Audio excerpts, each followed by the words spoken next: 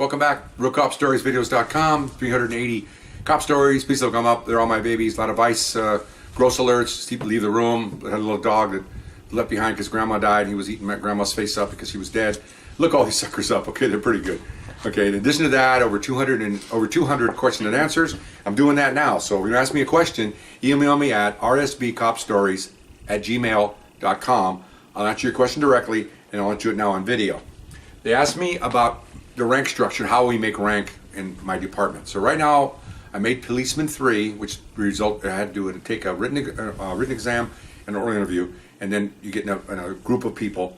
Then they pick you out of that group to work different assignments. So there I'm at. I'm working vice, doing that. Okay.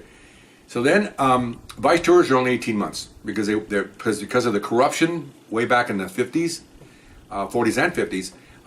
Parker came, the Chief Parker, and basically revolutionized police work. He made vice a limited tour because what's happening back in the old days, the vice cops were living with prostitutes and letting bookmakers run free, and it wasn't a good thing. It was a corruption up to bagoozas. Okay, so he changed all that. 18 months for sergeants and the policemen, basically, re-energizes the vice unit and gets people that get a little too complacent in there and a little too comfortable out. So that's fine. I have a problem with that. So I'm in there 20 months because I got extended because I was doing some investigation advice. So now I have to come out and I'm a policeman. I have 2 stripes now, policeman 3, although I haven't put them on yet because I was working vice. I have to come out and I have to find a spot, because if I don't find a spot for policeman 3, then I could be demoted back to policeman 2. Okay, and I don't want that to happen because I took an exam and I don't want to go back and do that again. Then I have to find a job and go back up again. Not take the exam or anything, but I have to find a job because, again, all these jobs, you have to have an opening. You just can't, because the city and the department mandates only so many spots per assignment. For obvious reasons, they don't want to overload that job. Also, you got to keep the manpower in the street high. You can't deny the citizens, the officers, to respond to their radio calls and do all that. So they don't want to deplete that. And also, on that note, no one promotes, all the way up to chief and commander, nobody promotes if there's no recruits out of the academy.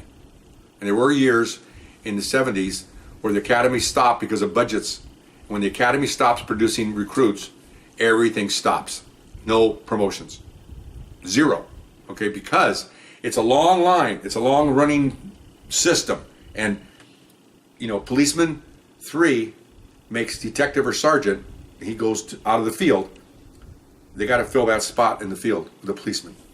And that comes from the academy. In those days, we're getting back in the 70s, every month you'd have 30, 60, 20, 40 recruits every month coming in, okay, depending on the budget, okay? And so there were several months where there was no recruits. Their budget restraints. There was a hiring freeze. You know what that means? Nobody promotes, okay? So nobody goes anywhere. Stay where you're at. I didn't really care that much but a lot of people that wanted to make lieutenant, wanted to make captain, they were all upset because, again, if you don't promote, the list you're on, I'll come do that later, it only runs for 2 years. And then that means that list just goes away. And you got to take the exam all over again. Okay, and that kind of sucks, okay? That's why they want to make rank within 2 years. Otherwise, it goes away. Okay, it's too bad, but that's the way it is. Okay, so now I'm looking for a spot. So I'm working a division where I came from. So I went back and talked to the adjutant, and he knows me. I said, I'm coming out of ICE in a couple of months, and he goes, we got a spot for you. I said, okay. So I came out of ICE, kind of a lot of side story here. I had long hair and a big beard for 18, 20 months. In those 18, 20 months, my youngest baby was born right before I went to ICE. She's a little gal. Well, when I came out of ICE, she was like, 2 years, something like that maybe, and running around everything else. Well, who she used to be with, on my lap, playing with my beard and my hair, because that's what I did. Well, I'm off the weekend, and then Monday, I'm back in uniform. Of course, a month before I get back in uniform, too many burritos and beers working vice, too much the good life. I had to start working out and sweat a little bit because I had to get back in the uniform, okay? So I hadn't been in uniform in a long time. I wear gangs. I hadn't been in uniform in probably 2, 4, maybe 5 years because I was working gangs, I was working vice. So I was all excited because when I left patrol to go these assignments, I had no stripes, I had no hash marks. Now I'm coming out with 1 hash mark. All right. And I got stripes now, and I'll be training recruits, and I'm ready to go here, because policemen 3 are training officers, training recruits. So the side story is, we go to a wall salon, men's salon, and walk in there, and they look at me like, who's this guy? And with my wife, and I sit down, and they had all these pictures of guys on the wall, because it's a men's salon, ladies/men's salon. I said, I want that one. And it was basically, a Rock Hudson cut, part down the side, clean cut, all. And they go, and look at me, I got hair down to here. And they go, you want that? I go, yeah. Okay, so they're on there, they're firing away. It looks like they're doing Sasquatch. Hair flying everywhere. And they shaved, gave me a shave, and mustache is gone, and everything else. I think I might have kept the mustache. I don't remember. But so I come out, they're done in 20 minutes. They're done, and they turn around. Whoa, and it's the face all pink.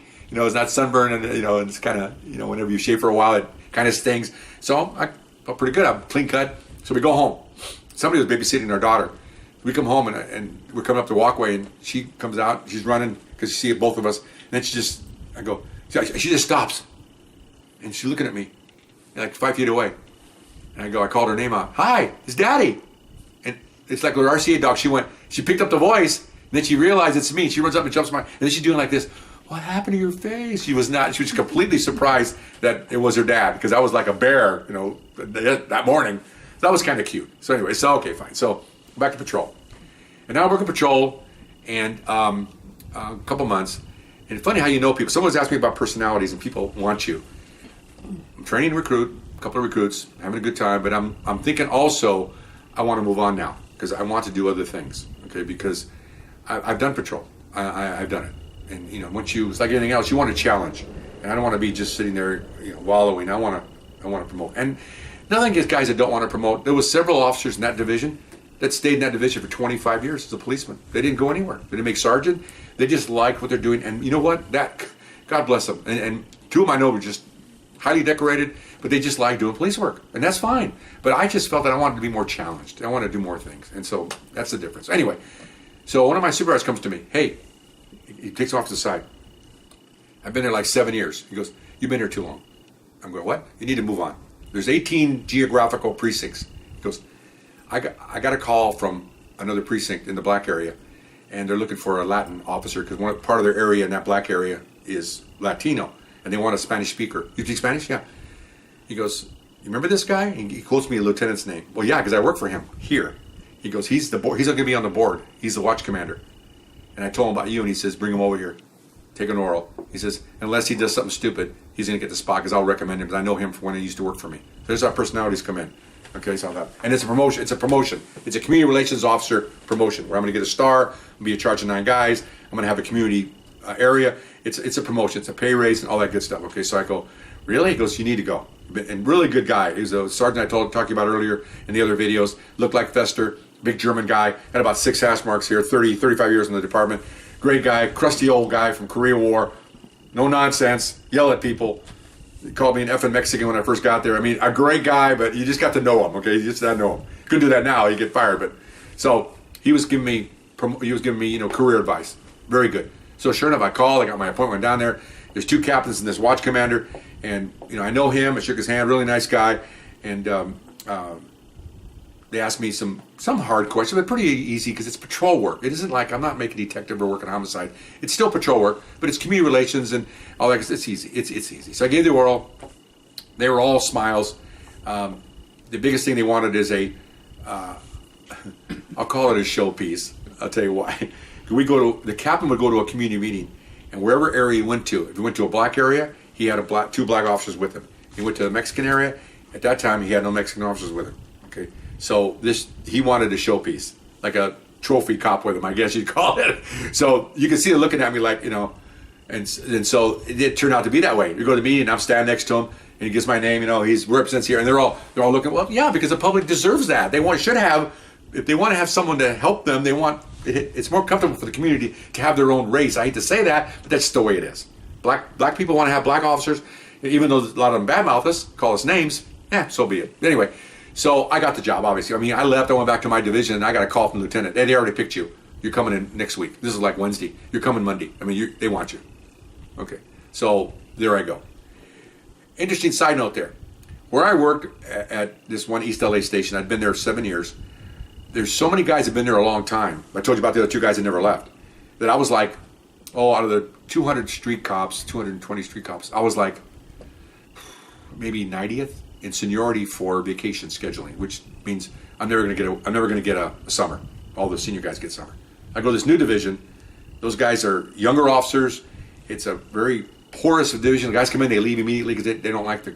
There's a lot of work there, a lot of crime, a lot of shootings, so a lot of young cops come, I gotta get out of here, and they go someplace else. So I walked in there and I was like 12. So I checked in, and the sergeant tells me, "Oh, congratulations, here's your locker and stuff." Okay, fine. He goes, "And by the way, what vacation do you want? You're number 12 on the list." 12? Yeah. He goes, "I assume you want summer." "Yeah, what do you want?" "Oh, well, give me, my wife was working as a teacher." "Oh, okay, give me July." "Okay, you got the month of July." "Okay, fine." Here before, I'd have to fight to get a week in July. Here, I got a whole month or more. I used to take 6 weeks, so I used to take all kinds of vacation days. But anyway, so there's the rank right there. The rank and the seniority allowed me to be a little more, do more stuff. Okay, so that was pretty cool. So that's the rank of policeman +1, which is basically a community relations officer. More pay, more responsibilities, and it was pretty good. Okay, so now I regress a little bit. I did it for a couple of years, 2.5 years, and you, like anything else when you work as a policeman, you get tired of politics. And what happened here was we had 80% Latino, 20% black, and of course the black people thought I didn't acknowledge them as much as the Latino people, and Latino people thought that I didn't acknowledge them as much as the black people.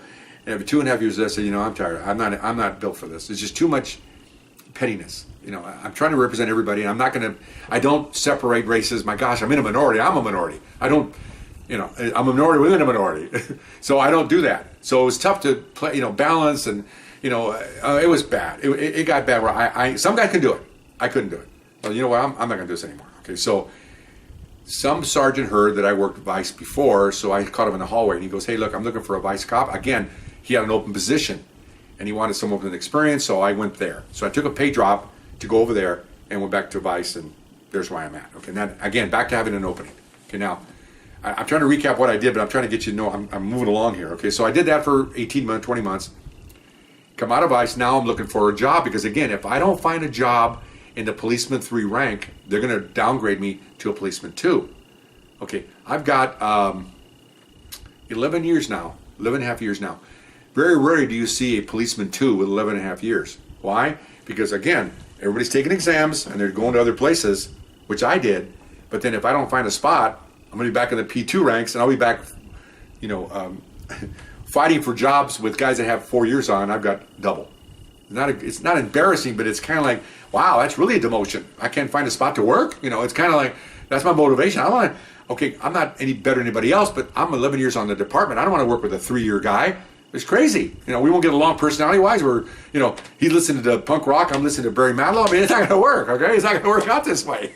I'm the Beatles and he's who knows what. Punk rock, I don't know what they're listening to nowadays. Anyway, so again, I have to look for a job. This is, for a policeman 3. So you have that sheet I told you about. It comes out every month with jobs in it. So I go to the P3 page, 2 or 3 pages of policeman 3 jobs, and I found one, a gang unit. And gosh, that's right down my alley. I work 2 tours of gangs. So I go over to a unit out in West LA, took an oral board for this position because they had an opening for policeman 3. Thank God. And I got that spot. How could they not promote me? I got 3 gang tours. I walk in, literally hit the ground running. The first day I'm already chasing guys, which is what happened. Anyway, so I'm going to stop here in a minute, because there's the policeman 3 rank that I attained and how to get there and all the spots I had to get there and staying there. Took a little drop to come out of the community relations and back up again to vice. And then now I'm working gangs. And I'll stop here because I'm policeman 3. And you'll see in the next one what I do to make detective. Okay, so now I'm having a good time, but you have to balance. Am I having a good time? I need to move on, but I really like what I'm doing. So it's like, what do I do? Greener pastures, is it over there or not? Who knows? So hopefully you'll enjoy this, and we'll see you the next time. Okay, bye-bye.